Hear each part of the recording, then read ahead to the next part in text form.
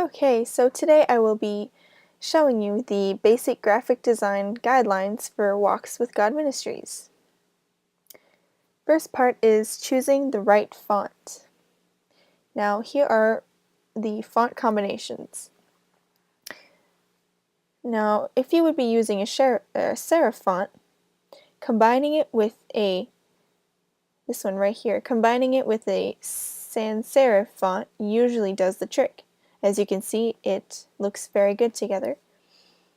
And combining two very similar fonts is usually not a good idea, as it can kind of look strange, and contrast is essential. And so that's why combining two similar fonts doesn't look very appealing, because contrast is very appealing to the eye. And right here it says stick to two fonts, or three if you must, but use it sparingly. So, meaning you still need to use contrast, but also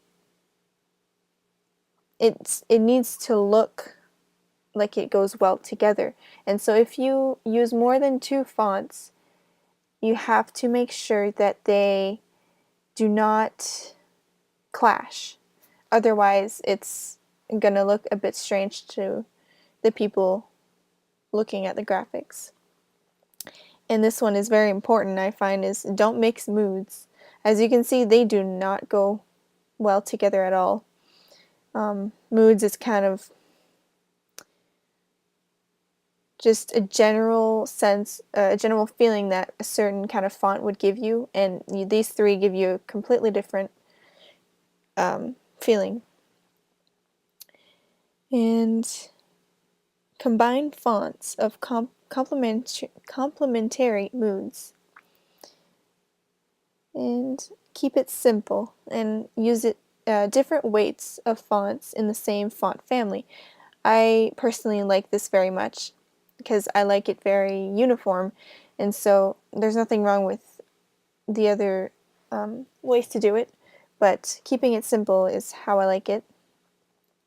And so you can use the same font but with different weights, and so one of them will be thicker and one of them will be thinner, or bigger, whichever you choose. And combine fonts of similar time areas. I find this is very, depending on what graphic you're making, it can be very appropriate, but choose wisely. And it says, don't forget to make it easy to read. As you can see, I had a bit of trouble reading that.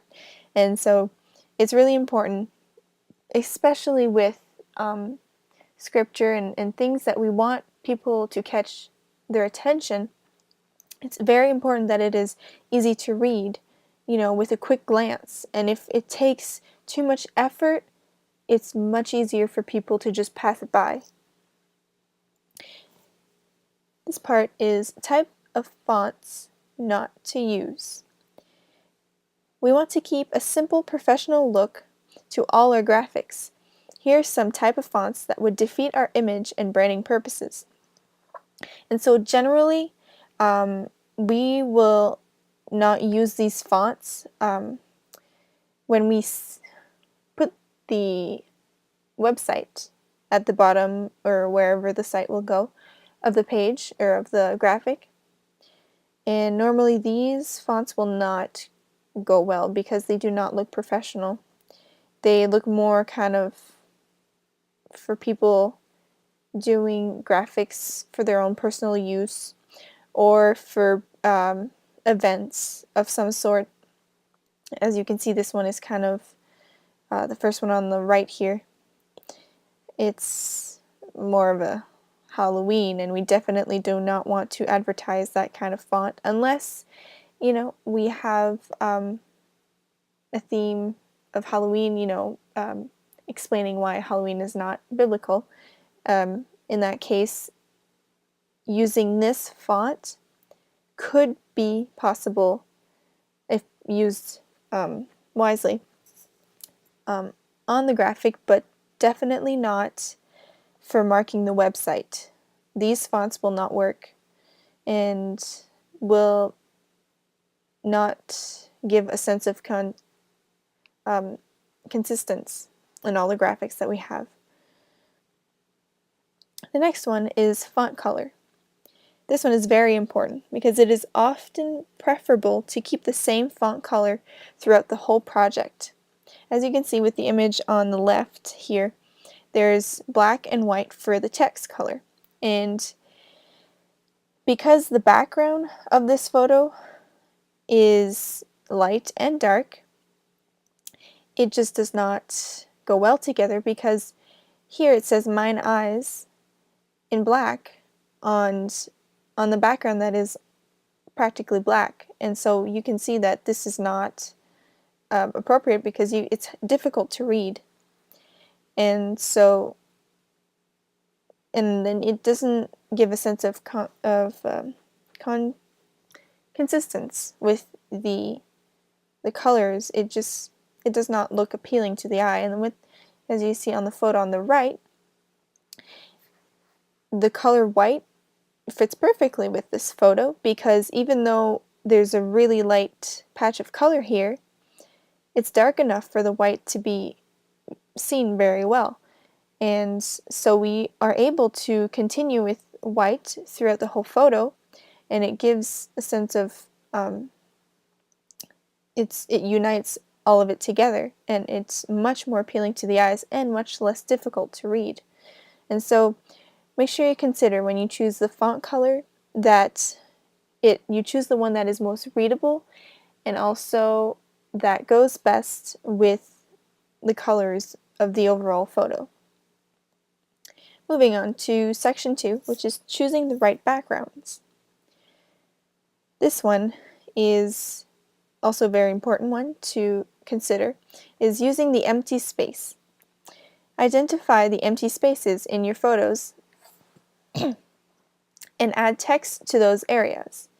And so as you can see with the photo on the left, there is a big area with the sky, and this is perfect for scripture photos, mostly because it gives space for putting words and making it easy to read.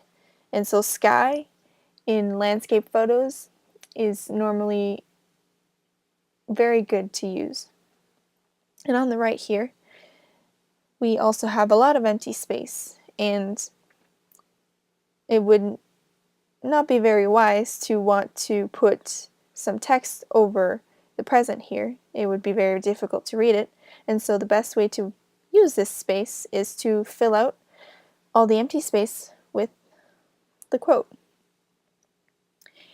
Sometimes it does not always work to use the empty space because it can be limited, but when it is as much as these two are, this is perfect for inserting a quote.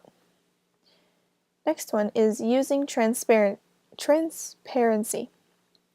Sometimes it is hard to get the text to be easy to read depending on the background you are using, but this trick will take care of that without you having to look for a different background.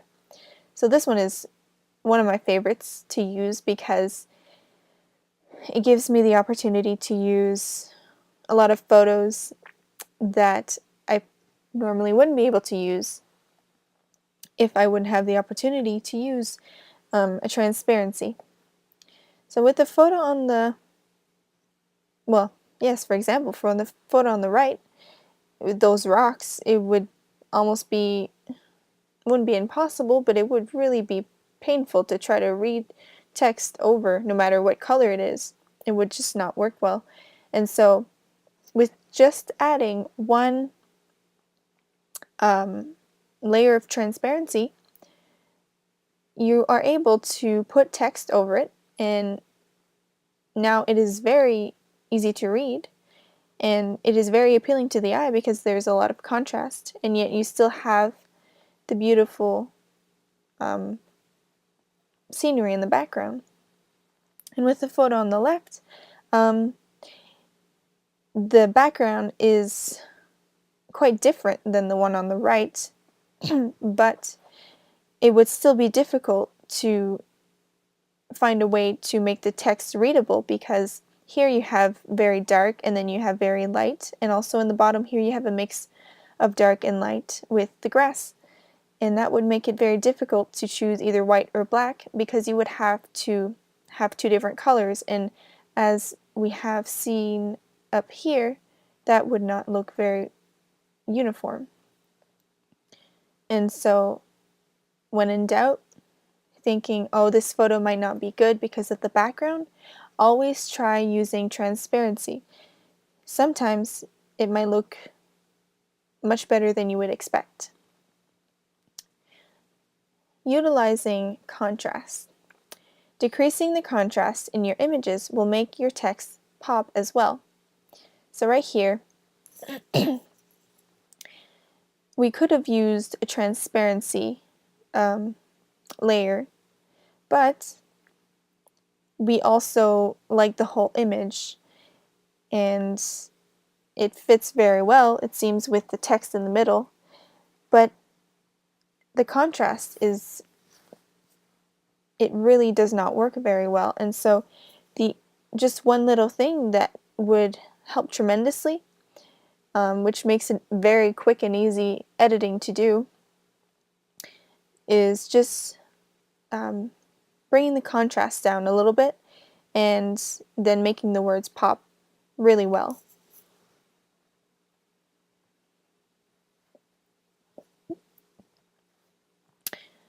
Blur. Choose a photo with rich textures and then adjust the blur on the image so that you can place text on top that stays sharp and readable. So as you can see right here, similar to what we had up here is a busy background, which would make the text almost impossible to read. And you can see that on the photo on the left, it is very difficult.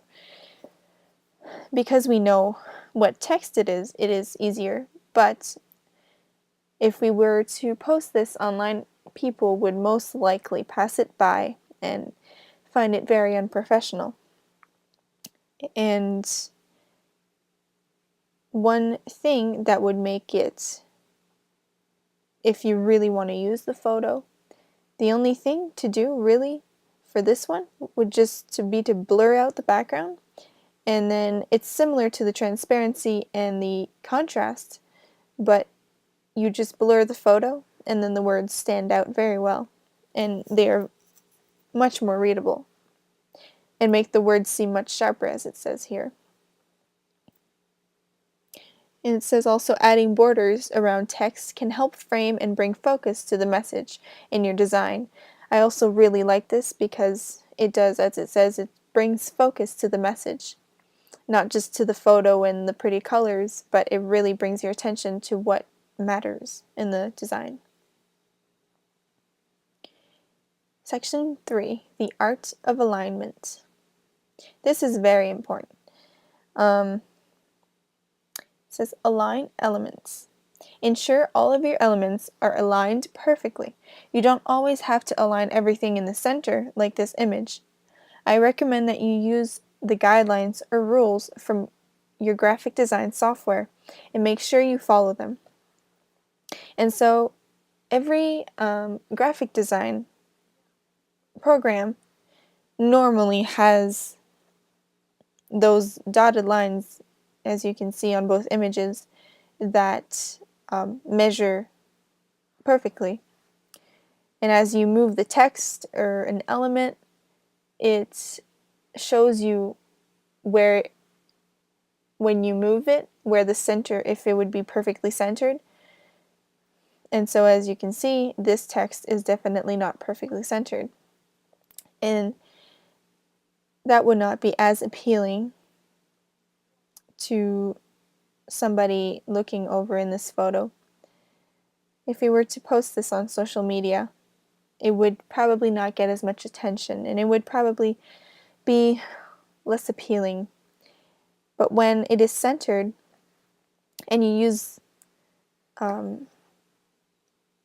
those dotted lines to help you know if something is centered or not, it looks much more professional and complete and symmetrical. Section 4. Logo Placement Guidelines. Standard logo and icon. On the left is our black version of the logo, and on the right is the white version of the logos. This is our standard logos, but on the bottom here it's our standard icon. And it depends what we would be using them on.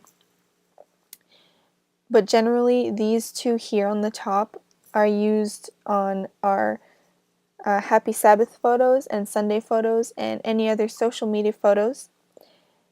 And our icon directly represents or shows us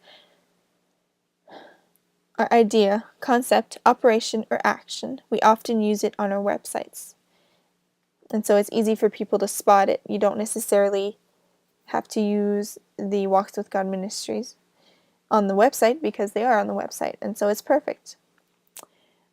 We use our logos in all our social media photos and other creations. The purpose of a logo is to give a visual identity. This allows people to easily recognize our ministry and its meaning.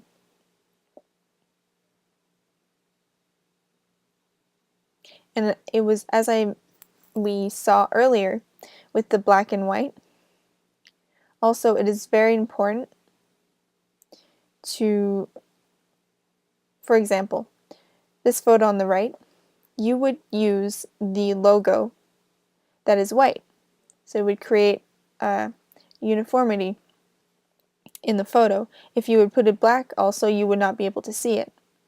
And so that is very important to consider as well. Using our logo on designs. We like to use our logo and website at the bottom of all our designs. Notice how close the logo is placed to the website link, and notice the size of the logo. And so these two photos have it very similar. We have the website always at the bottom in the middle, centered, and the logo always on the left.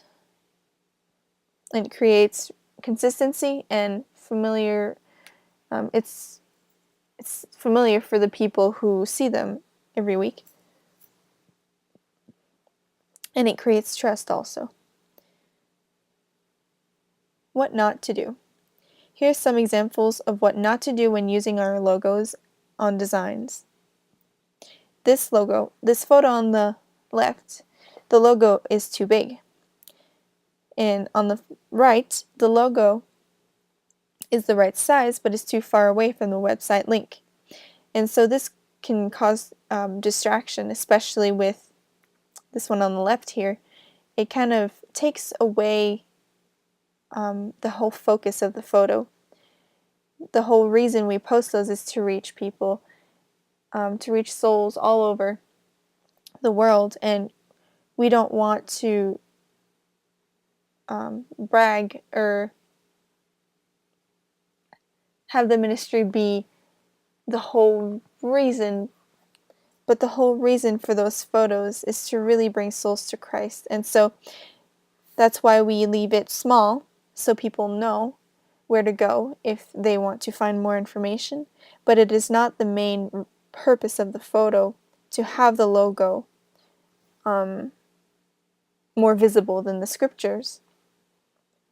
And this one also makes it seem a bit strange and far off and odd, like it doesn't belong.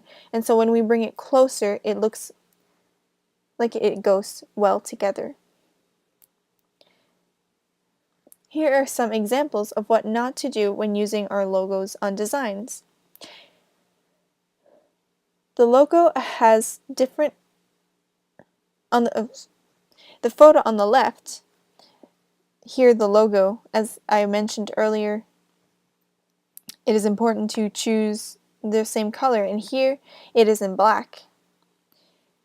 And it does not create very good uniformity and is a bit distracting also. And on the right, the logo is placed randomly on the design. As you can see, it would not create trust in the viewers, and it would make it very inconsistent with all the other designs that have been made in the past. Here are some good examples of logo and website link placements. Now this is exactly where we would want it to be. The website right in the middle at the bottom, not too big but not too small, so people are able to read, yet not be completely distracted from the scripture or the quote.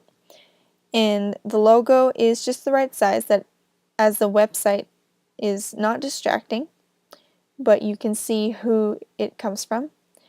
And similar with the photo on the right, here the website is a good size so that it will not distract, and both the photos have the logo really close by the website, so it goes together.